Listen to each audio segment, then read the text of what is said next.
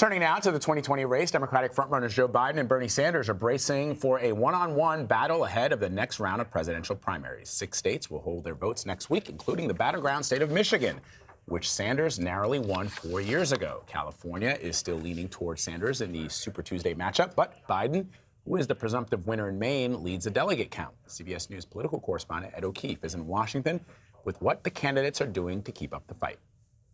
This idea that we didn't have a movement, look at the results. Look at who's showing up. Former Vice President Joe Biden is calling his campaign a movement, while Senator Bernie Sanders acknowledges that his movement has struggled to bring out new voters. I think that will change in the general election, but I am be honest with you, we have not done as well in bringing young people into the political process. It is not easy. Yes. Ahead of next week's critical primary in Michigan, a state President Trump won by just over 10,000 votes, Sanders is highlighting his differences with Biden. Michigan was decimated by a terrible, terrible trade deals.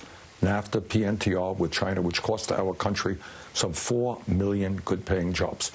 I walked the picket lines against NAFTA. I went to Mexico to see what NAFTA would do.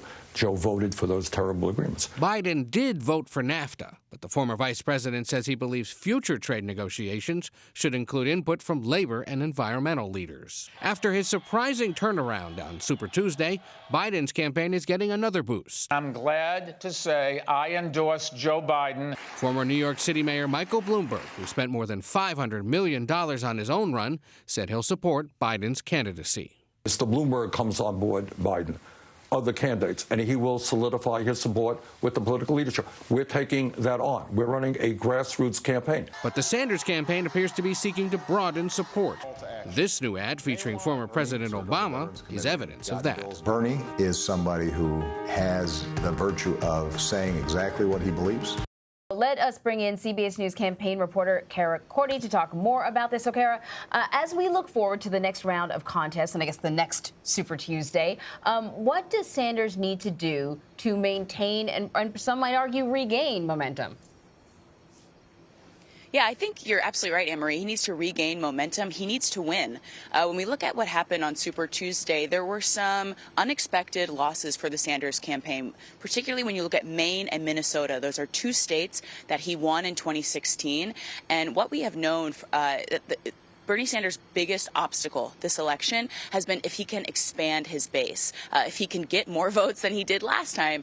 And losing states that you won 4 years ago is not a good way to gain momentum. Something I think we're all looking at and waiting for is what is going to happen with Senator Elizabeth Warren. We learned yesterday that Senator Sanders and Senator Warren had spoken over the phone. Senior staff told me that was a private conversation, just the two of them speaking for a short time about what her future holds. And Sanders told us yesterday that he wasn't sure what she was going to do, that she needed time to make a decision. He wanted to respect that and give her space. But it's going to be really interesting to know, to find out what is going to happen there. Obviously, Senator Warren is Senator Sanders' fellow progressive in the race, and we saw moderates consolidate before Super Tuesday, and we saw how much that helped Vice President Biden. So we're waiting to hear if Senator Warren is going to drop out. When will she do that? And if she does, will she endorse Senator Sanders? There's no guarantee that she will. So that could be a way that he could pick up a little more momentum heading into these next round of elections. Cara, what is the prospect? It's interesting you pointed out that he has not been doing as well in states that he won back in 2016. So as we look ahead to next week's primaries, how is he positioned in those primaries? I mean, is he polling better than he did in 2016 or not as good?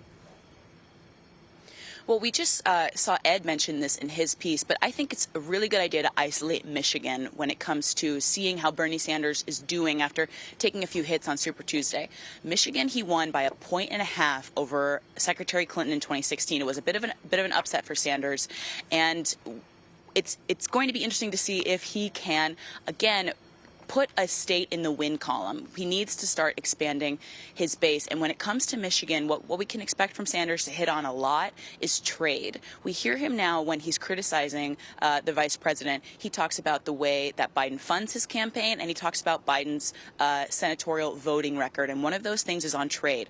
Biden supported NAFTA. Bernie Sanders vigorously opposed NAFTA. And Bernie Sanders is going to go into Michigan actually, as he did in 2016 regarding Secretary Clinton, he's going to go into Michigan and tell Michiganders NAFTA destroyed the job market in Michigan. It took millions of jobs out of this country, and people, especially in the Rust Belt like Michigan, suffered because of it. So look for him to hit on that. He needs to try to coalesce those working class voters that are also very popular amongst Joe Biden to try and gain some more momentum. So Bernie Sanders was actually on Rachel Maddow last night, where they talked about the new rules in place when it comes to superdelegates at the Democratic convention, something that he participated in. He helped to sort of hammer out those new rules. Let's take a listen to what he had to say. On the first ballot, there will be no superdelegates. So in other words, we go into the first ballot, it is representatives, delegates who are represented by the people. And I think that that's right. And what I have said is that I think it would be a real disaster for the Democratic Party if, I'm running against you and you have more votes than me. And I say, well, wait a second, I don't want Rachel. I want somebody else who didn't get as many votes as she did. Let's have the superdelegates vote on the second ballot.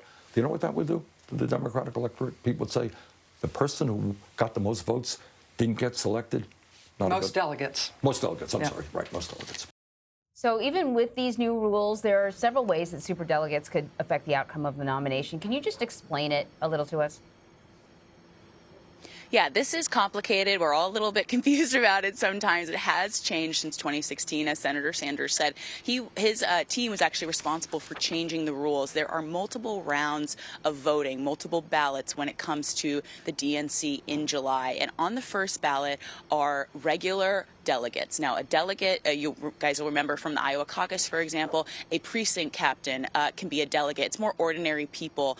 But when you look at a superdelegate is a DNC official or an elected official, a politician. And if you speak Bernie Sanders, like I've become fluent in, an elected official or a DNC member is a member of the political establishment, right? And we know that the Sanders campaign is all about fighting the political establishment, and they are worried about the power those superdelegates have. Now, what he's saying about plurality and second ballots, what Bernie Sanders is trying to prevent is a situation where he and Vice President Biden essentially run neck and neck throughout the rest of the year. And if he doesn't reach the magic number of 1,991 delegates, which is a majority, then we start talking about pluralities and second ballots.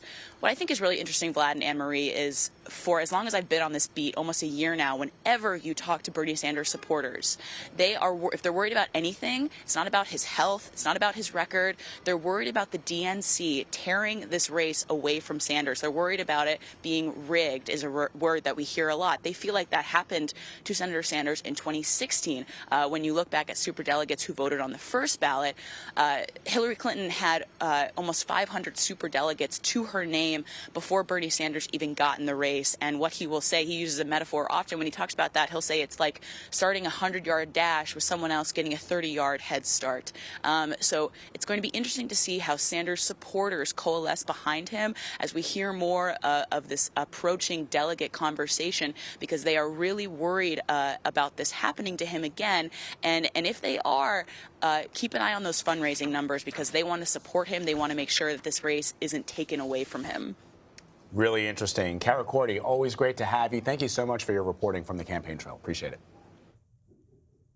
Well, CBSN has you covered for the March 10th primaries. We'll bring you live preview coverage starting next Tuesday, 7 a.m. Eastern. Then at 5 p.m. Eastern, we'll have a special edition of Red and Blue to get you set for the big day in the presidential race.